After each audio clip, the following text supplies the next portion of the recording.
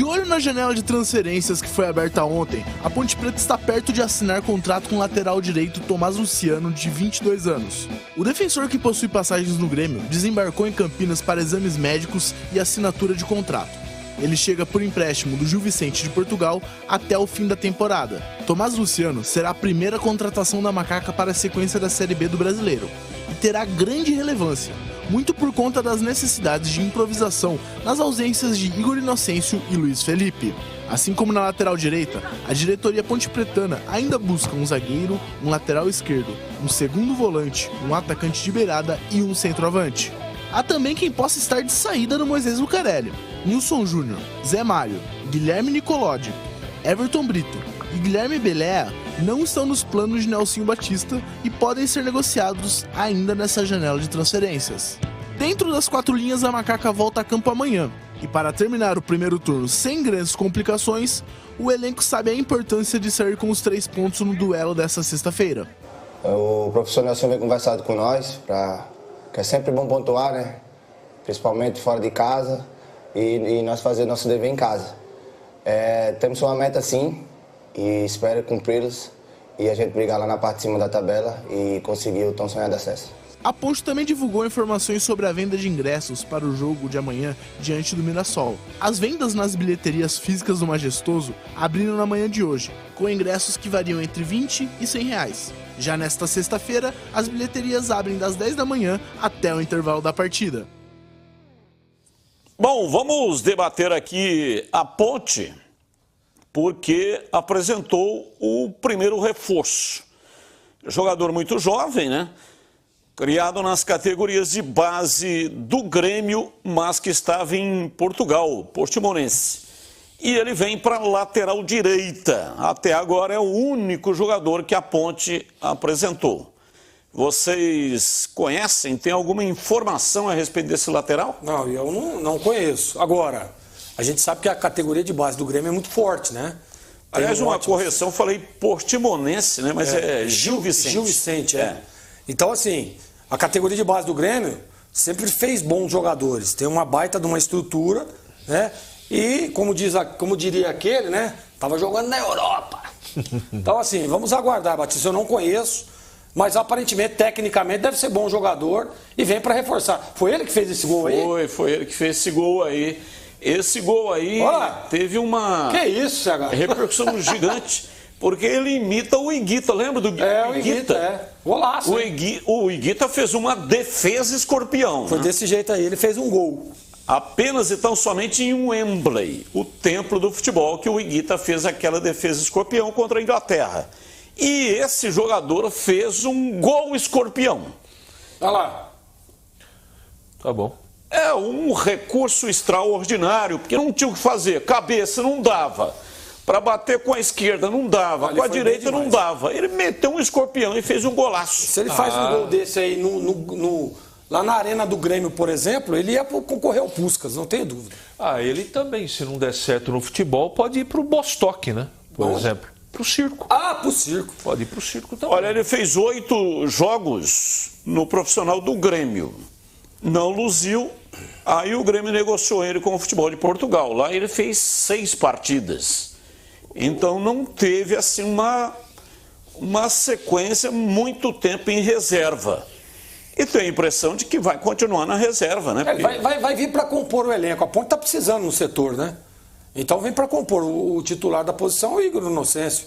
Então ele vem para compor o elenco. Vem mais um lateral, na ausência de um ou outro aí, ele participar. Eu não conheço o jogador. É uma posição carente no mundo. Não é só no Brasil, não. Não é fácil contratar laterais. Nenhum dos dois lados. Vale a aposta porque é uma aposta. Tem pouca idade. Pode ter sido um negócio bom também para a Ponte. Eu não sei nem que composição foi feita. Eu não posso acrescentar sobre a parte técnica do jogador. Eu só quero lembrar os amigos que um dos laterais da Ponte, do Grêmio, hoje, é o Reinaldo. Eu não preciso nem continuar. Esquerdo, aqui, né? Lateral esquerdo. Não, independente de qualquer coisa. Esse aí é direito. Né? Eu sei, mas estou dizendo da condição técnica. Né? Um jogador, para mim, muito discutível para jogar uma Série A e para ser titular do Grêmio. Então, se esse moleque fosse avião mesmo, ele estava lá. Ou negociado com um grande clube. Não viria emprestado para a Ponte. Vamos ver. O Risso chegou numa condição de desconfiança também assim. O Gleger lembrou agora na Rádio Bandeirante e o Gleger tem razão. De repente esse menino entra, ganha uma oportunidade e se firma. É para isso que a gente torce. Mas dizer, afirmar que ele vem efetivamente para tomar conta ou brigar na lateral direita com o Igor Inocêncio, é melhor esperar jovem, um pouquinho. Ele tem 22 anos. Vamos esperar. Então tem uma carreira imensa pela frente. Ele vem por empréstimo, né? Ele vem pelo empréstimo. Ele pertence ao time português, é que a o Grêmio Ponte negociou. Precisa de jogadores para reforçar e para estarem prontos. Negócio é uma coisa e necessidade é outra. Precisa de um cara. Amanhã o Igor Inocêncio, por exemplo, toma cartão. Esse menino vai chegar, vai estar pronto? Então, é negócio, é jovem, tem um futuro excepcional pela frente, tomara, mas a Ponte precisa de jogadores prontos para ajudar nessa campanha. Agora, tanto é que o jogador vem até dezembro desse ano. Não é? Então, é para esse campeonato que ele chega e tem que ajudar a Ponte. Ô Greg, a Ponte não tem o Dodô contra a equipe do Mirassol. Quem é o jogador que o Nelsinho pode colocar no time para fazer mais ou menos o trabalho do Dodô? O Dodô tem sido um dos principais jogadores da Ponte, né, no campeonato. E quem é o reserva que poderia fazer esse papel, já que o Dodô está suspenso? Ele tem duas alternativas. A primeira, ele vem com um homem de meio de campo, que seria aí o Ramon Carvalho. E a outra, ele colocaria o Iago Dias. Eu acho que ele vai vir com o Iago Dias, tá? É uma leitura, principalmente o jogo em casa, né? E daquilo tudo que ele já vem fazendo desde que chegou. Mas então, os dois são características diferentes. Mas você não tem hoje, por exemplo, a gente estava falando sobre isso ontem, que a Ponte precisa de mais um meia, né? Na ausência do Dodô e do Elvis. Então, assim, a característica do Iago Dias é num fechamento de linha em duas linhas de 4. Né, porque ele vem pelo lado, faz a recomposição pelo lado, ele tem essa característica. Então, e a Ponte está jogando em casa. Você vai trazer mais um segundo volante no setor? Aí pode ser que ele faça, e também não está errado. Mas pelo que ele vem fazendo, eu acredito que ele vem com o Iago Dias, e aí monta ali aquele tripé, né? Traz o Iago Dias e o Matheus Regis para fechar a segunda linha, né? Ao lado do menino do Castro e do Emerson Santos, né? Faz a segunda linha e deixa o Elvis à frente com o Gé. Eu acho que ele vai fazer isso. Por tudo que ele já tem feito, e vou repetir, está jogando em casa, né? Está jogando em casa e a Ponte sempre quando joga em casa ele dá uma empurrada no time adversário. Por esse aspecto eu acho que joga Iago Dias. E se você me perguntar o que você faria, eu colocaria o Iago Dias. E você, CH, o que você acha que o Nelsinho vai fazer e qual que seria a melhor solução para montar esse meio-campo da Macaca? A melhor solução é o Iago Dias. Agora, o que ele vai fazer, de repente, ele surge aí com uma peripécia aí, né? Não sei. Ele não tem uma opção para substituir o Dodô. O Iago é característica diferente. Ele pode fazer uma composição, como disse o Gleger, na segunda linha. Ele, sem a bola, é um cara que joga mais pelo lado esquerdo, lado contrário do Matheus Regis. Então, é mais ou menos ali o setor que gosta de atuar o Dodô. Então, olha aí, ó. Agora nós estamos falando de necessidade, de carência. Tá aí uma carência. Não tem. Não joga o Elvis e não joga o Dodô, põe quem? Você tem que mudar um pouquinho a característica do time. Então, a Ponte tem que buscar pontualmente no mercado jogadores para suprir essa ausência, ou do Dodô, ou do Elvis, por exemplo, falando de meio campo. Agora, o que ele vai fazer, a gente desconfia pelas atitudes que ele tem tomado nas últimas partidas, que ele venha com o Iago Dias, que é mais ou menos o 12º jogador dele, como está todo mundo disponível. Então, vamos ver o que ele vai aprontar para o jogo. Olha, sobre contratações, a Ponte não vai inchar o elenco. Só vai contratar se realmente tiver uma oportunidade de negócio e que seja um jogador que possa acrescentar. Contratar por contratar não vai, até porque não tem essa disponibilidade financeira para encher o time de jogador e aí daqui a pouco fica aí, come, dorme. Não está errado, né? Apurrinhando as paciências também, porque o cara chega, não consegue jogar e ainda fica falando aí pelos cantos, apurrinhando a vida de todo mundo. Então a Ponte não vai fazer isso. Quem me disse isso foi o presidente Marco Eberlin, que vai contratar sim, desde que seja uma oportunidade de mercado e que seja jogador que tenha condição de acrescentar. E não está errado o presidente por duas razões. Primeiro, tem que oferecer solução para o treinador, não problema. Dependendo do jogador que chega, não é solução, é problema.